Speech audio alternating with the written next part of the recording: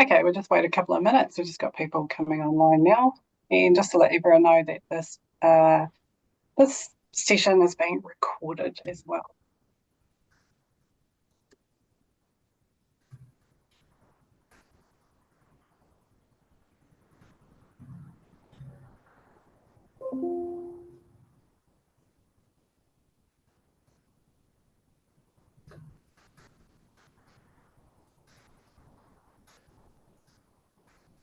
Okay, I think we'll kick off now. We're just 1 or 2 minutes past 12 o'clock. So thank you for joining us. We need more than aroha to sustain our community organisations, salary packaging for our sector, and we have Community Governance Aotearoa alongside Grant Thornton and a very, very special guest zooming in from Australia, Blake from Paywise.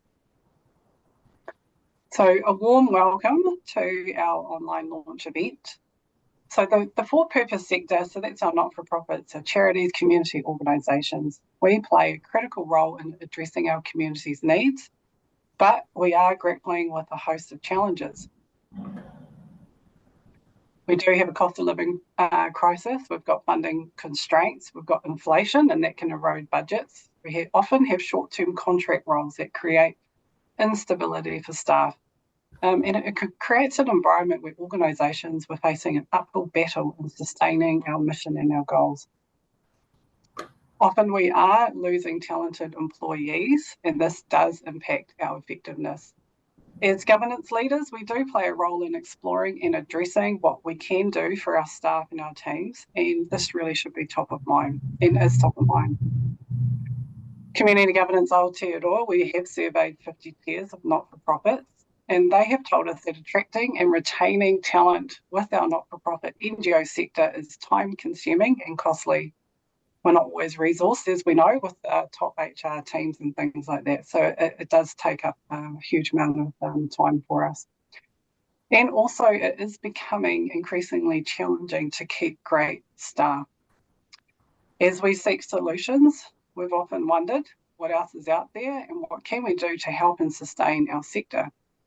This is kind of like how we landed on the salary packaging scheme, or salary sacrificing scheme, as it is often called in Australia as well, as a not-for-profits, as a solution for our sector. And we look forward to hearing from, like I said, our Australian neighbours, and about one option that they use over there in Australia. Community Governance and Grant Thornton have begun the conversation. It's just the start of it, but we're very pleased that you're here with us today as we look to lead out on this kaupapa. So just before I do ask Barry and Blake to introduce themselves, I would like to acknowledge, and you might notice that the team and a few of us are wearing pink. It is Pink Shirt Day here in Aotearoa New Zealand. We're going to pop in a link there for you, but if you haven't already, you can donate. And their whole kaupapa is around helping eliminate bullying and celebrating diversity and promoting kindness and inclusion. We do have a very kind community in our sector. Again, really love that you're here with us today, joining the conversation. Okay, so enough from me. Over to, ask the guys, Barry and Blake, to introduce themselves, their roles in the organisations, just to kick us off. Do you want to go first, Blake? Sure, no problem at all. Thanks very much for the introduction. It's very kind of you.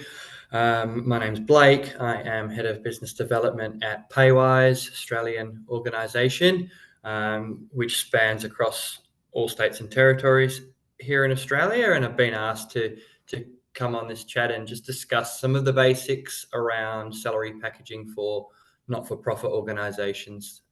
So I'm delighted to be able to do that with you today. Thanks, Blake.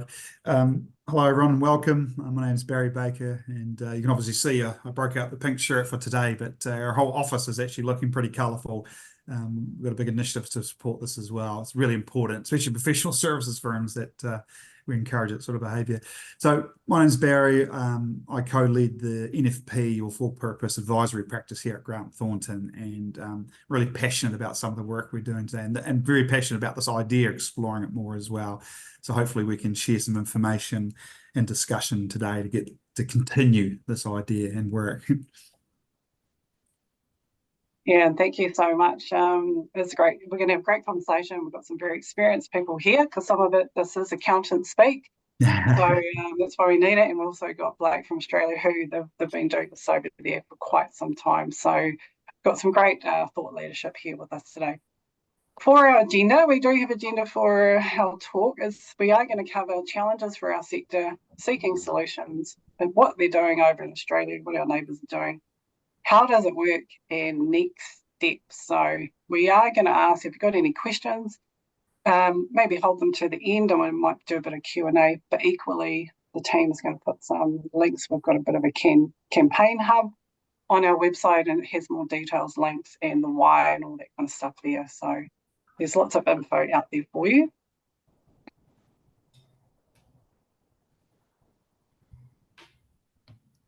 Right, so challenges for our sector. Who's going to kick this off? We did kind of have a look around and we do know some things that are out there. So, obviously we're going to be exploring the salary sacrificing and packaging, 9-day fortnights, increase in benefits, eye care, health and more money and flexibility. So just in some of our initial conversations is, with COVID happening, lots of people were able to work from home and work virtually and also lots more maybe part-time roles as well. So what was unique for our community and our sector, flexible hours and things like that, now is pretty much the norm in, the commercial public sector kind of thing. So we thought there is a bit of a struggle now in how do we retain and keep talented staff. So what do you think, Barry and Blake? Yeah, I think experience both. Yeah, we've, I guess it's been interesting crossing over between a lot of our NFP clients and our own commercial base. And the research we did, most recent research we did too, sort of supported what's come out of your chairs review as well, that people are finding it difficult to fund or attract team in the sector as well. Even the cost of living is driving people along. And of course, a lot of the other, even the councils that started jumping up their pay rates, and in the end, love is good, but you've got to feed the family. I mean, other things we thought about too, what happened in the sector, training budgets, development budgets, well-being budgets, increased sick leave, all those things we sort of looked at, but while they take money out of the organisation and potentially a source of funding, whereas this particular idea, as we wanted to explore it, we saw potentially it wouldn't take any extra funding and work alongside the other good work that people are doing, trying to have adequate funding. So that was attractive to us. And I sort of repeat what Rose said, those things that used to be really unusual in the commercial sector, working from home, flexibility, well-being, even a professional services firm like us, that's normal now. Flexibility, our 321 policies, it's not a special benefit that this can differentiate itself with. Yeah, and it's often also, when I say increase in other benefits, is sometimes, have someone who's worked in local government and central government, there's other things that you can get and, getting classes or subsidies and that kind of thing. It's just not quite there, especially in our more grassroots community organisations. So, yeah, harder to provide different avenues and solutions to try and keep great staff, which we do. Interesting about the concept, and Blake might know, it'd be interesting to hear about the terminology of salary sacrificing, but there is the sacrifice is kind of sometimes you're very aligned to the kaupapa where it might be, we've got mental health or bullying, got charities who are working in this or social services, and sometimes it is for the love, but that doesn't mean that we should get paid any less. So what we're not saying that, what we're saying is, yeah, sometimes it is around wanting to give back to our communities, and what else could we do to help? So I am keen to hear from you too, Blake, about the terminology of the salary, that sacrificing word and packaging. But yes, absolutely. So I think salary sacrifice is more a term used with superannuation, and forgive me if I'm using Aussie terminology at times. We're talking about retirement funds. So because you are sacrificing some of your money today to put into your retirement fund. So that is termed as salary sacrificing. But what we're talking about today is more salary packaging, and it actually gives a positive effect to the employee's bank account on a fortnightly basis, as opposed to them losing money. So salary packaging is the terminology that we use. Yeah, great. I do like the terminology of packaging. So, okay, just move to the next slide.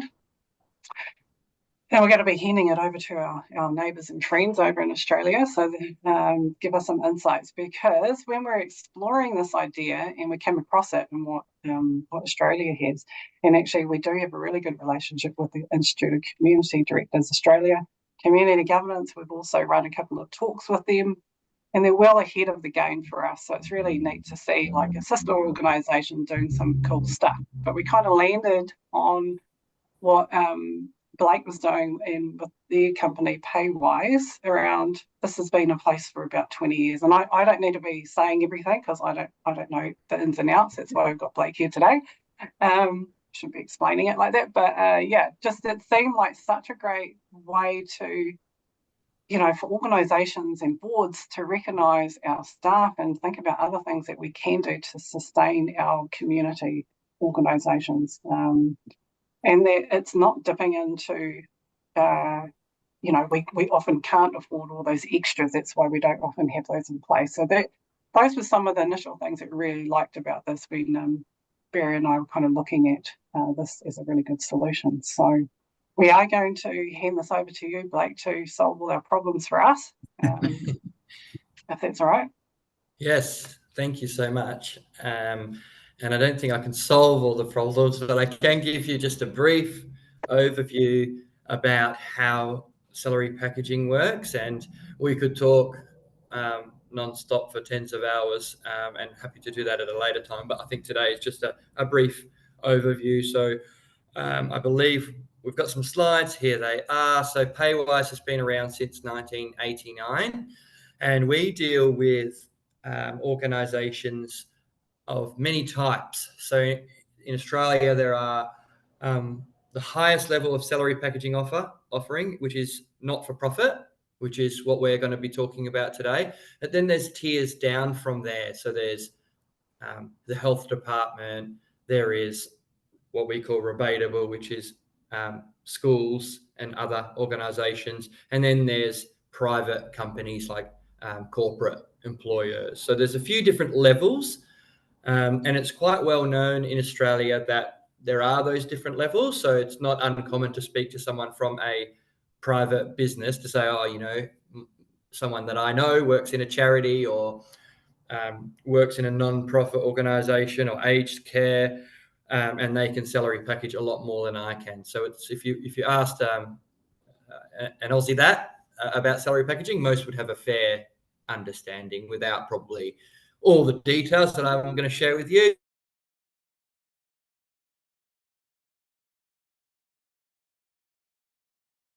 But they would have a brief overview of that. So on our website, we do link to certain sectors, so different offering. So with aged care, you're very fortunate because you can salary package quite a list of benefits, which allows you, as it says here, to pay for your items with your pre-tax salary and in turn reduce the tax that you're paying. So everybody loves that. There's a very high uptake within the not-for-profit space. So it's not uncommon to have 90% of employees utilising salary packaging at a not-for-profit organisation. And that includes casual employees as well as permanent employees, and also from entry-level employees right up to senior staff. So it's available for all. Here is a slide which shows without salary packaging, you get paid, you pay income tax, and then you have a take-home net salary, and then obviously you pay for your expenses after tax. So that might be rent or mortgage or groceries or whatever that might be, and then you have your expendable pay. That's just how it works for everybody on the left-hand side. On the right-hand side, with salary packaging, it's very important to note that you still get paid the same amount. So the employer doesn't pay less or more. It's the exact amount pre-tax. We're just restructuring their income to take advantage of the tax salary, of the tax savings, sorry. So expenses are paid before tax, then tax is applied, and then there's that take-home pay amount.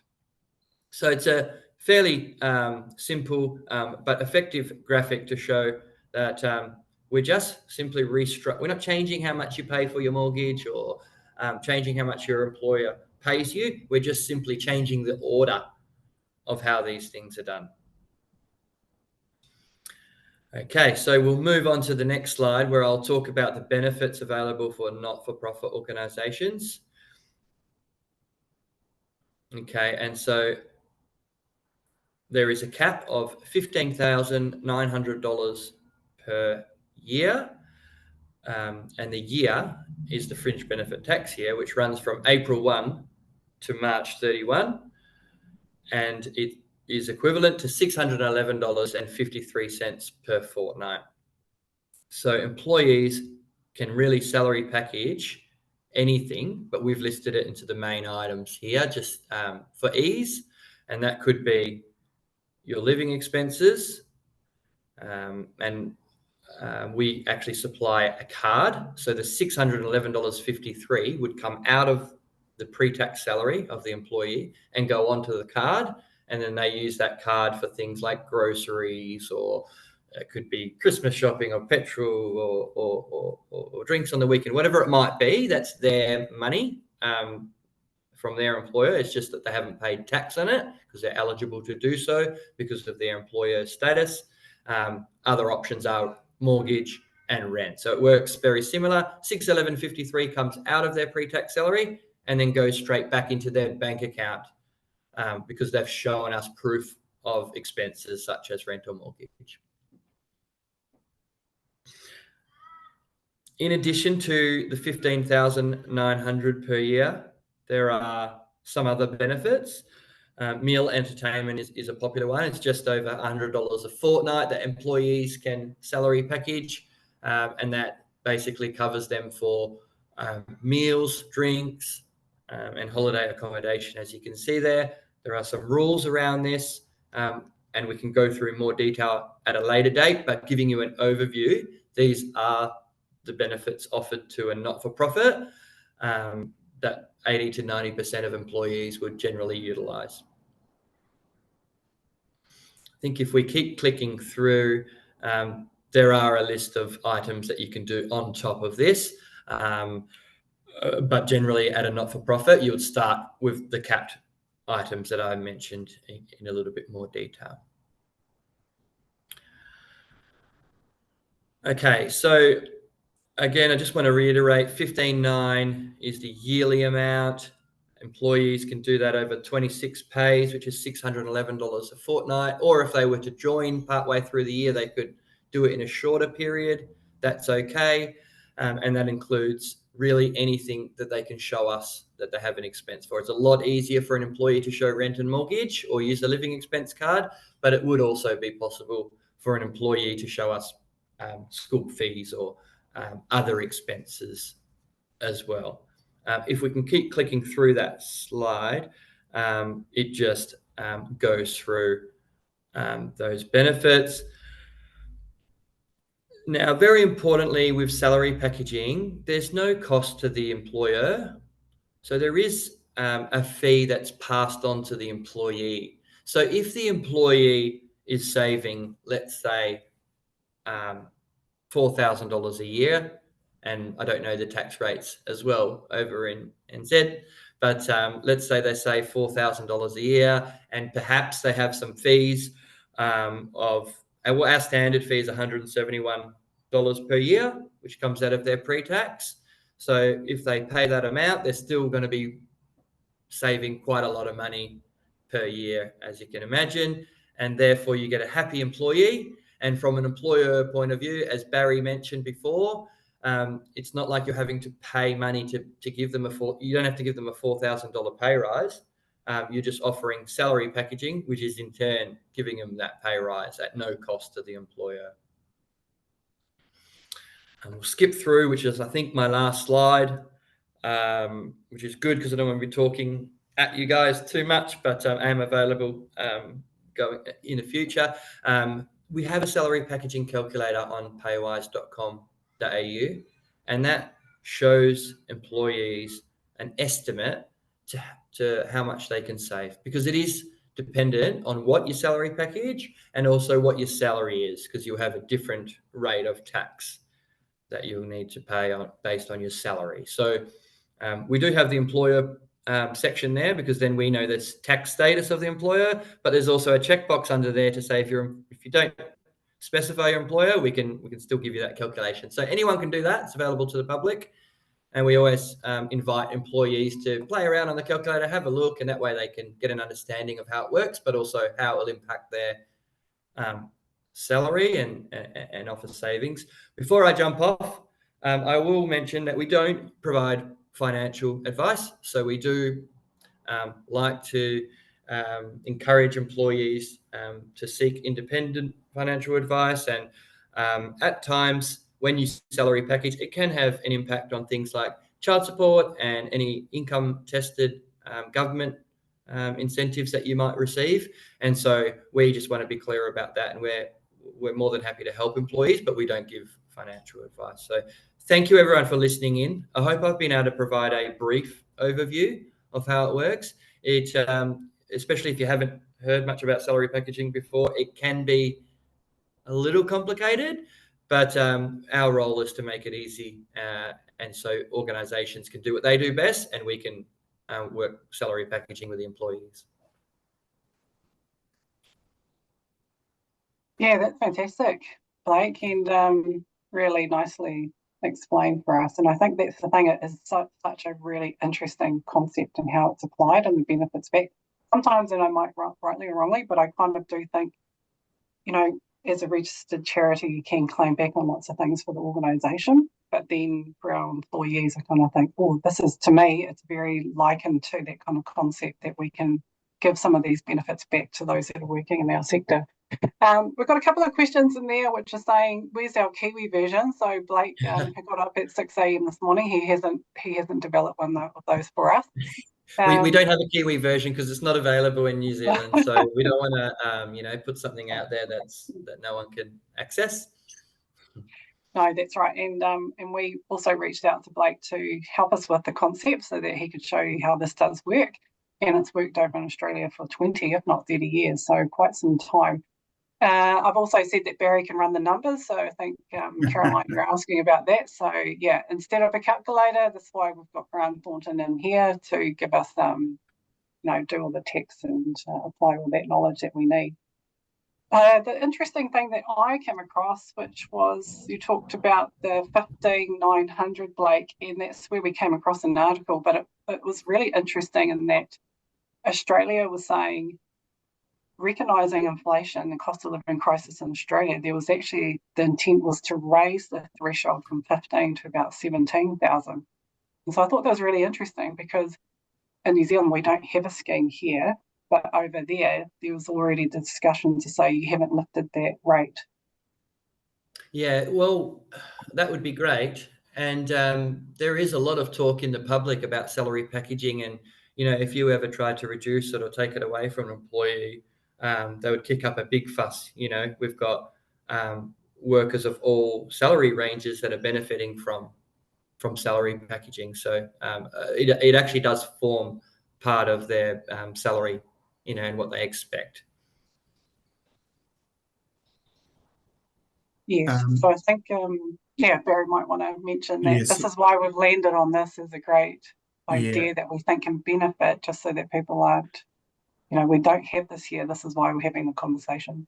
Yeah, and I just picked up one of a really good question. I think it was from Maggie, and just basically talking about what happened a wee while ago, where a whole bunch of clever consultants tried to put a scheme in place to use the existing New Zealand tax FBT rules to get round some of this stuff. And as Maggie said, The IID was not best pleased by that, and basically made it very clear, apart from I think it's 300 a quarter or something very basic, that the scheme that Blake's talking about in New Zealand is not going to fly under the current legislation. And there was actually a few charities that got caught out by that. So that's why we sort of said that as we explore this option, and we've got to remember this is really early days yet, that we'll probably need a legislative change to make it explicitly allowable, because we're not interested in trying to do anything clever or get around things. We want this to be an overt decision, and we certainly don't want to go down what happened 10 years ago, where people tried it or were led into it and got burnt. So we're not interested in any sleight of hand or anything else. That's why we're exploring. And we'll talk a little bit later on about some of the collaboration we're doing and going to do to talk about a whole heap of stakeholders as well, to decide because there's all sorts of other things to think about as well. You know, how's it work with collective bargaining? How does it work with the workers' unions? You know, there's a whole heap of stuff. How do you do it when you're a home worker but you're employed by a private company? So yeah, there's quite a bit to get through. The bit that we liked is that well, we've got a saying in New Zealand for him too: if Aussie can do it, why can't we? So that's a wee bit flippant, but you know, it is quite a mature scheme in New Zealand, but in Australia. But we shouldn't underestimate the detail and collaboration we need to look to go forward. But we liked the idea of the outcome, that you could target this benefit to employees to try to help them, separate from the need for better funding. Yeah, and we need to look at different mechanisms to sustain our community that's scalable as well. So yeah, interestingly, you know, again, we just want to convey that we look to our Australian counterparts because they've already well advanced in this, and there's, you know, it's a huge uptake from their community for these salary packaging schemes as well. So really insightful, but we've got a huge amount of resources too that you can check this out as well. So, and like Barry said, this is just the start of the conversation about what we're looking to, you know, what this could mean for our community. We'll just head to the next slide.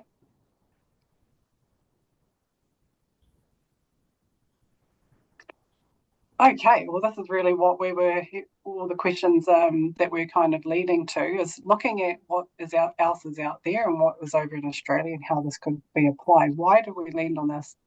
And so we did survey our chairs of not-for-profits, so those real community organisations, and we also run lots of different programs like our Tuakana Taina, which is for chairs of not-for-profits that we engage with, to get a sense check on what's happening out there over the last few years and the impact that they are seeing for our sector.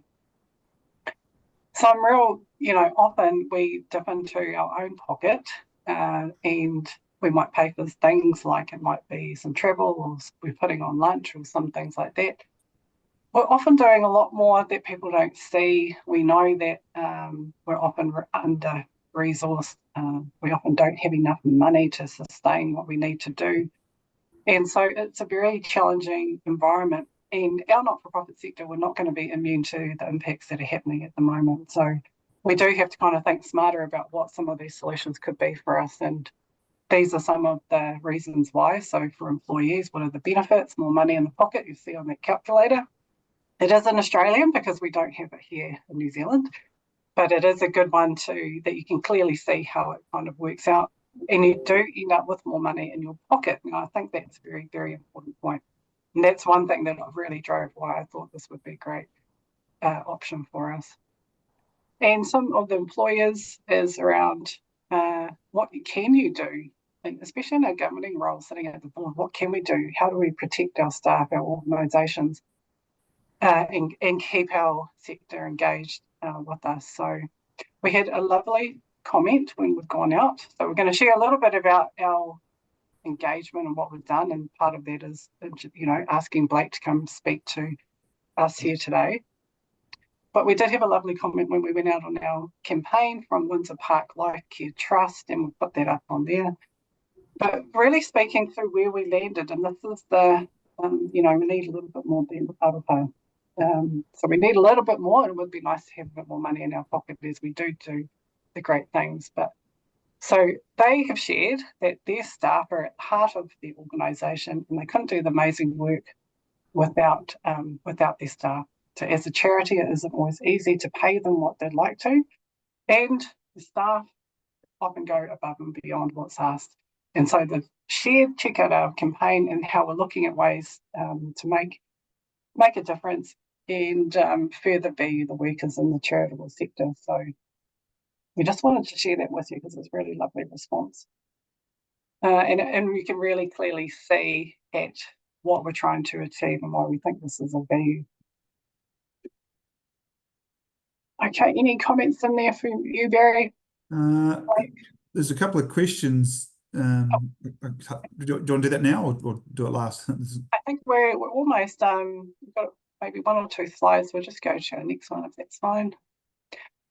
So the next steps are part of what our this campaign is about is having a conversation at the board table at the sector level. We've done some engagement with our community and sector leaders. We've spoken to chairs of not-for-profits. We've kind of explored how this is working, obviously with Blake, who's here with us today, and just the starting piece of it. So before we maybe get to some of those questions, and we'll keep Blake on the call so he can help us answer some of them too. But did you want to share a bit, Barry, about what we thought next steps might be? Yeah, I think there's a couple of things.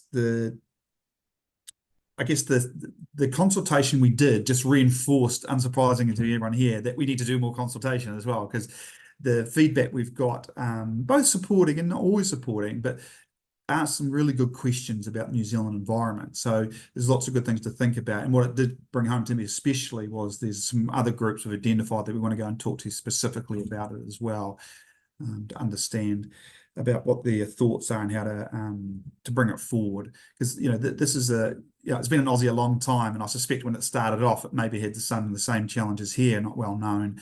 But of course, once it's matured and embedded, it's relatively simple. But there's always the devil is in the detail.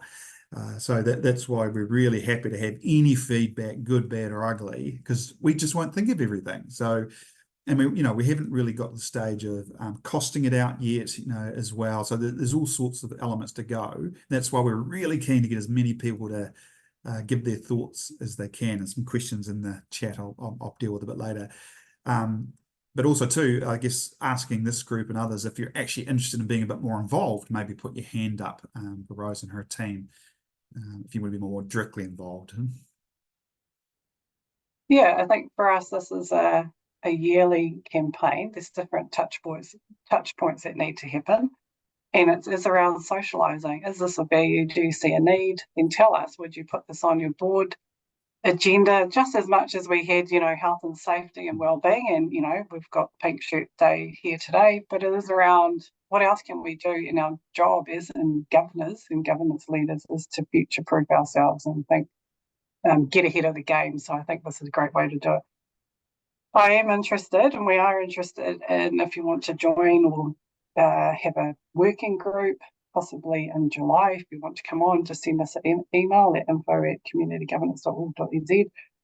This is around getting really good engagement from those working in the space who, if you want to get involved and help us shape this, then more than happy to host a working group or committee. Also, if you're going to put it on your agenda, and we're going to help you with that, and we've got lots on our website too that have the FAQs to help you share it, help you put it on your board, and help you answer some of those tricky stuff. Because as we know, tax accountant speak is tricky, and some of the biggest job is demystifying all that accountant speak and getting it into something easy. So, so at least let's put that in from the team. If you want to, just reach out to us. And I think we might move into a bit of Q&A at the moment now. Barry will come off the campaign. Yeah. Sorry, come off the slides and we'll try and answer. Okay. We're off the campaign trail. We'll just answer some of the questions that have been coming up in the chat. Firstly, yes, it's great. People are asking, like, where's the calculator? Where's the scheme? We don't have that. That's why we're having the conversation here now. What are some other questions we've got? I think it seems like, Barry, when are you going to get this sorted with government and get it into legislative? Yeah, I think we're not ready for that. You know, we want to get to the stage where we've got both a lot of support and it fleshed out quite a bit more as well. And you know, we've got access to obviously people like Blake, and got a very good relationship with the GT firm in Australia too, who, you know, basically it's a huge part of their business. So trying to understand that first, because it sort of dovetails onto one of the other questions about from Nick. You know, we're going to have, if you think about some of the headwinds, you know, the ID's business is to maximise the tax take. So this will have a tax cost, even though it's a targeted tax cost. So there's those things to work through too. How much it's going to cost? What's the idea behind that? What avenues would we go to try to get this embedded? And it's also adding a little bit of complexity to the New Zealand tax system. So this is not going to be easy, but we think it's worth it, and that's why we're continually talking to people about it. But there's those sorts of questions we've got to work our way through, and we don't want to give you the idea. We've got a cabinet paper ready to go at the moment. We're definitely exploring this sort of stuff, but we are so passionate about the concept. We're trying to work our way through that. How do we put these building blocks in place to get what we think our workers need? Yeah, because I think there has been feedback, and it's been great. It's been coming in around other different ways that our community have tried to demonstrate and get this across the line previously in the last 10 years, even to having a card that our workers could use as discounts at supermarkets and things like that. So that shows you that there's a real intent and a willingness to want to do this and that we need to do it. It's just the how, and it is tricky, but I don't think that should dissuade us from not putting this out there and saying, actually, like Barry is saying, you're doing this over in Australia. They've got a huge uptake from their sector into the salary packaging scheme, so it's doable, it's achievable. And we do need to put a spotlight on what can we do here to sustain our organisations. Yeah, and I think looking at a few more of the questions, I think a question there from Dana about how long would it take? Yeah, that's the $1 million question, I guess.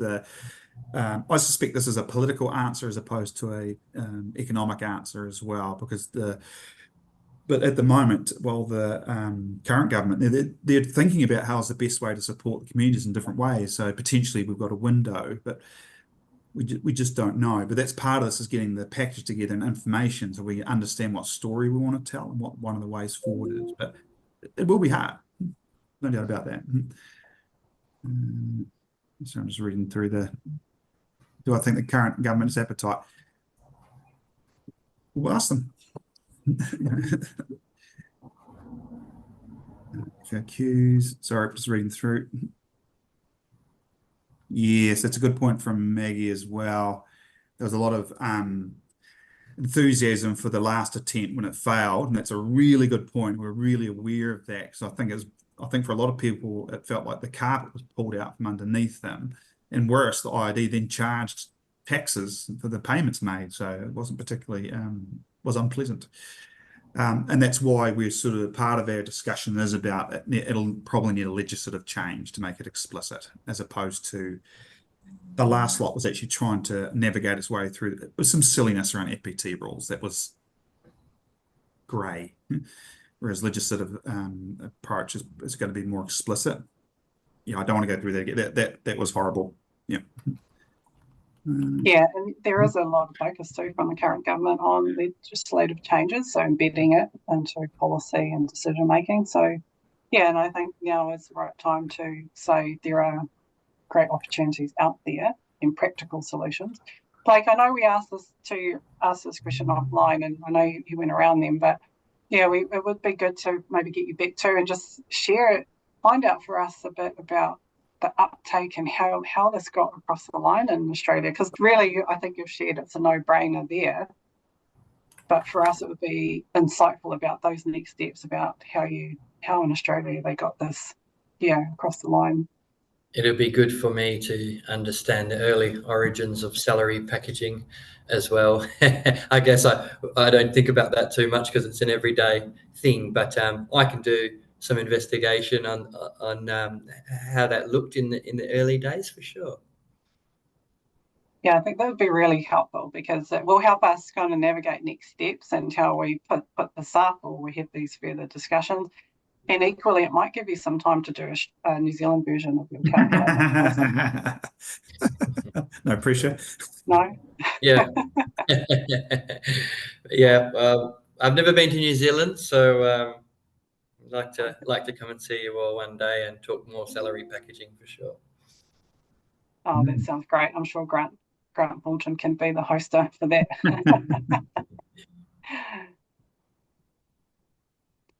Okay. How much of Australia's workforce is engaged? I think you do have that stats, don't you? It's very high. Well, yeah, and it's different for each sector. So if you have a corporate organization, you may have 10%, whereas if you have a charity, you might have upwards of 80%. So, I'm just speaking off the cuff here, but, every employer is different because it actually relies on the employer communicating and us going out, and if their workforce has access to technology or jumps on a webinar and listens to the services, so it's different for every employer, but in the charity space, very high uptake. Rich has asked a good question about, and we've had this before from some of the consultation about the ability to deliver the systems. I won't pretend to say if that's easy or not, but I know in New Zealand, us moving to basically having to use a payroll system, payday filing, the infrastructure is there. But once again, it'd be good to understand the steps. Yeah, I can touch on that briefly. Right. So there's no real need to integrate into a payroll system. We have an employer portal.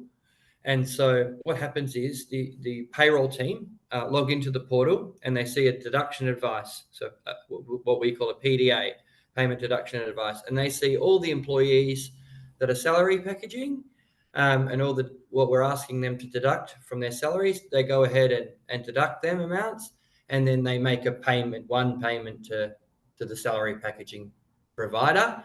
And then we have the funds and then we disperse as necessary, whether it's to the living expense card or for the mortgage or what have you. But the employer side of things, there's a little bit of admin to do there with payroll, but not difficult. And also we like to help as much as possible in person or via Teams to smooth out that process. But yeah, that is a consideration for employers. Like it will take a little bit more admin to make sure that these deductions and payments are made. And yeah, it'll probably be a good exercise to even talk to a payroll administrator in Australia as part of the process. It's a good idea. Yeah. I think that was part of our next steps too, in this engagement, wasn't it, Barry? Yeah, go back to Oz. Yeah. Well, and also we do have some New Zealand agencies who do payroll and mechanisms like that. So yeah, it's just I'm looking at Carolyn's question too about the I'll let Blake talk to that one, but just to point in New Zealand, a lot of payrolls already do that, Carolyn. Basically, they'll take your pay your roll gross out of an employer, pay your POE and pay it on to you anyway. So there's already some legislation and obligations in place for registered payroll providers. And I assume, Blake, it's the same. If you take some money, you've got some obligations or some safety to make sure you pay it on. Is that right? Yes. Yeah, absolutely. It's highly regulated. We deal with government organisations and Department of Defence or and large corporate organisations and charities as well, like some of the biggest in the world. So yes, definitely happy to provide our data security and financials and things like that for sure. The other point that was raised about employers and payroll, again, we work with some really large not-for-profit organisations that have staff in New Zealand, and so they might be good targets to perhaps me put you in touch with if they were happy to, or even provide any kind of written reference as we go down the journey. But I think New Zealand often comes up with my interaction with CEOs or HR managers or whoever it might be to say, we've got X amount of staff in Australia and X amount in New Zealand. And I'm often saying, well, can't help the New Zealand staff, but we can with the Australian staff. So we'll get there. Yeah, that's interesting as we move to kind of global and, working across Australasia, like how can't operate. That's, didn't even think about that. But there's Blake, there's a question there from Nick that I wouldn't touch the 10-foot pole, but I'm sure it's right up your bailiwick if you can have a look. Does salary packaging in Australia affect other things? You wouldn't, because I also want to be careful about giving financial advice. Just in general terms, And I did mention before that salary packaging can have effects on certain items. So I would say that's probably a better question to take offline. It's probably a good example of some of the nuances and detail we need to work through as well. Things like, family support, student loan repayments, that sort of things. But I keep coming back to the same, the basic premise though, that we've got a really good model to the left of us in Aussie. So, as we think of these questions, we can look through. Though we've got a source of information, I guess, to help us. But the important part about things like this and the collaborations, asking those questions so we can think, okay, that's actually something we've got to think about. Yeah, and I also like when it's been embedded into Australian system, well, not profits for a long time, 20, 30 years, so you're well established, but actually just because you have all these different underneath the package, doesn't mean that we would take everything over. It's just what would suit our community and what would suit our needs and how we have different setups here. So it's more around at the moment socialising the concept that this is a mechanism that can be really effective for our employees. And when we talk about employers though, like I think just remembering that that's a nice thing is that this is around community organisations being essentially able to sign up so that they can say this is what we'd like to offer and recognise the work that our employees do. So when you take it like the community organisation, not just as an employer, that this is why this would be such a great benefit, because this is what we're asking, like have a conversation at the board level. Would you want to do this? Can you see the effectiveness of it? Is this something that you would sign up to? Here's some more information. This is what Australia does. This is what Community Governance and Grant Thornton are investigating, and really keep us in touch about the next step. So, don't you think, Barry? Yep, absolutely. So I was nodding away. Yep. Okay. Absolutely. Sorry. Yeah. I agree with everything you say all the time. Thank you. Yeah, I've got that on record now, so I'm going to quote it, send it down. So just before we wrap up, and we can give you back a nice 10 minutes of your day, is any other questions, just reach out to the team, info@communitygovernance.org.nz. We're working very closely with Barry and Jadine from the Grant Thornton not-for-profit team. And also we can flick some of these things over to Blake. So be keen to get you back, Blake, and just ask a bit about, you do a bit of a history lesson for us. How hard is this? How long did it take? Is there pushback from what sector, what community? Yeah, but the fact that you got it over the line, that's a real win, isn't it? So we know it's doable, achievable. And I think what's probably important to note is I'm happy to help and answer any of these questions. And as an organisation, we are very educational. We do newsletters, and we want to help the sector and play our part.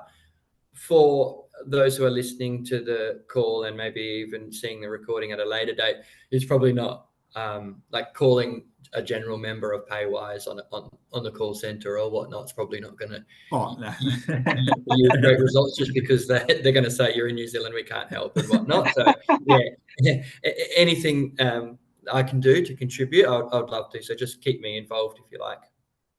Yeah, and we really appreciate it, because we did get a little bit of feedback about, people might think that there's taking over, but it's not about that. We actually reached out to Blake and asked, can you share with us, can you kind of how does it work, that kind of thing. So I'd very much like to have you back, and you can give us a history lesson and the new calculator tool.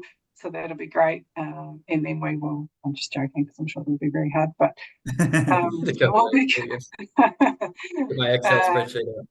yes. And at this stage, just with everyone online, and we'll share it out post this talk with some FAQs, is that it's very much socialising the idea. So yes, do we have everything ticked off in the detail? No. Does this need to be championed to government, to stakeholders, to sector, to our own community groups? Yes.